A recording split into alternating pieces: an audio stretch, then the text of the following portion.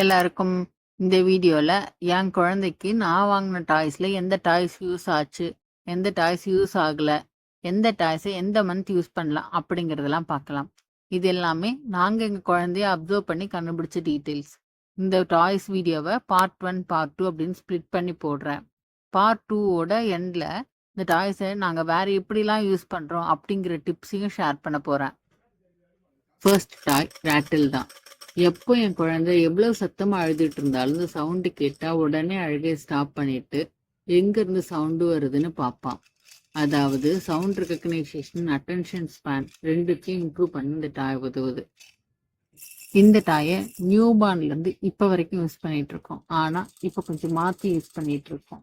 எப்படி யூஸ் பண்ணிட்டு இருக்கோம் அப்படிங்கறத பார்ட் 2 வீடியோல சொல்றேன்.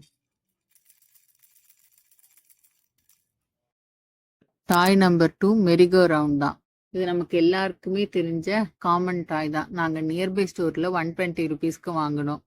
ஆனால் 2 டேஸில் சவுண்டு ஒர்க் ஆகல. இந்த டாயை பொதுவாக நாங்கள் தொட்டிலில் கட்டி விட்டுருவோம்.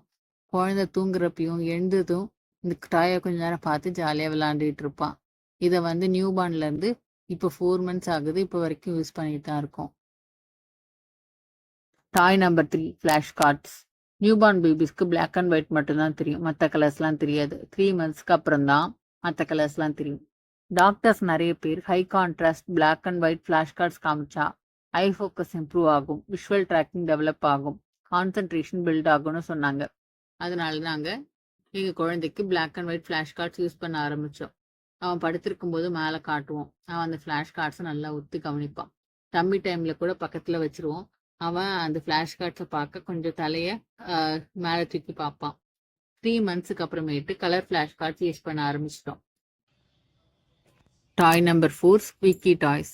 நாங்கள் நியர்பை ஸ்டோரில் 150 ருபீஸ்க்கு வாங்கினோம். இதுவும் நல்ல சவுண்டு வரும். குழந்தை எங்கே இருந்தாலும் சவுண்டு கேட்டால் திரும்பி பார்ப்பான். ஆனால் இதில் என்ன பிரச்சனைனா இதில் இருக்க பிபி சீக்கிரமாக வந்து கீழே விழுந்துடுது. அதனால் நாங்கள் இதை ரொம்ப யூஸ் பண்ணுறதில்ல. டாய் நம்பர் 5 சக்ஷன் டாய்ஸ். என் குழந்தைக்கு 4 மாதம் தான் ஆகுது. அதனால சக்ஷன் வச்சு இந்த டாயை நாங்கள் யூஸ் பண்ணல. இப்போதைக்கு என் குழந்தை கீழே படுக்க வச்சு அவனுக்கு மேலே ஹேங்கிங் மாதிரி காமிச்சோம். இந்த டாய் ஹெட்டில் லைட் எரியறத பார்த்து அவன் என்ஜாய் பண்ணுவான். இந்த டாயை சின்னதாக்கும் போதும் சரி பெருசாக்கும் போதும் சரி வர சவுண்ட் அவன் வந்து என்ஜாய் பண்ணுவான். டம்மி டைமில் கூட இந்த டாயை நாங்கள் யூஸ் பண்ணுவோம். செக்ஷன் வந்து ரொம்ப கம்மியாக தான் இருக்குது. பட் குழந்தைங்களுக்கு இந்த செக்ஷன் வந்து ஈஸியாக இருக்கும் புல் பண்ணுறதுக்கு.